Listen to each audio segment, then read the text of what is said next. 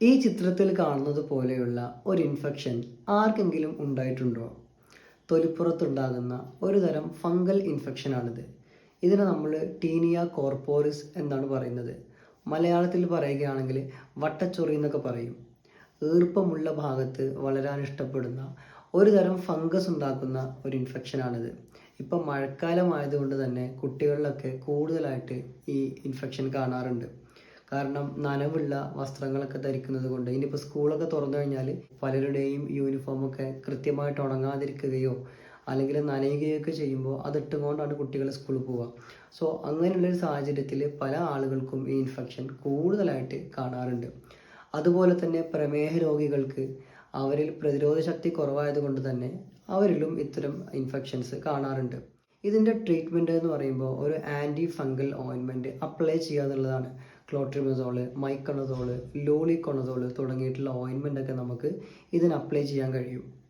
അതുപോലെ ഇത് വരാതിരിക്കാൻ വേണ്ടി നമ്മൾ ശ്രദ്ധിക്കേണ്ട കാര്യം എന്ന് പറയുന്നത് വസ്ത്രങ്ങളൊക്കെ കഴുകി അവ നല്ല പോലെ ഉണങ്ങിയ ശേഷം മാത്രം ധരിക്കുക എന്നുള്ളതാണ്.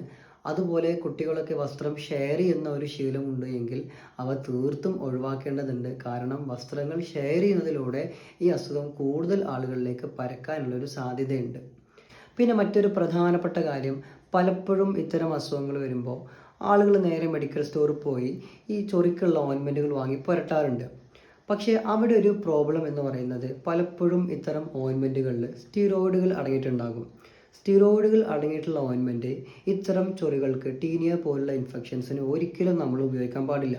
ഇങ്ങനെ സ്റ്റിറോയിഡുകൾ അടങ്ങിയിട്ടുള്ള ഓയിൻമെൻറ്റ് നമ്മൾ ഉപയോഗിക്കുകയാണ് എങ്കിൽ ആദ്യം ഈ അസുഖം ഒന്ന് കുറഞ്ഞ പോലെ തോന്നും, പക്ഷെ ഇത് ഒരിക്കലും മാറില്ല. ഈ ഓയിൻമെൻറ്റ് നമ്മൾ അപ്ലൈ ചെയ്യുന്നത് നിർത്തുന്ന സമയത്ത് അസുഖം വീണ്ടും ഡബിൾ സ്ട്രോങ്ങിൽ തിരിച്ചു വരും. കൂടുതൽ വ്യാപ്തിയോടെ കൂടുതൽ ഏരിയയിലേക്ക് വ്യാപിക്കുന്ന രീതിയിലായിരിക്കും അസുഖം വരിക.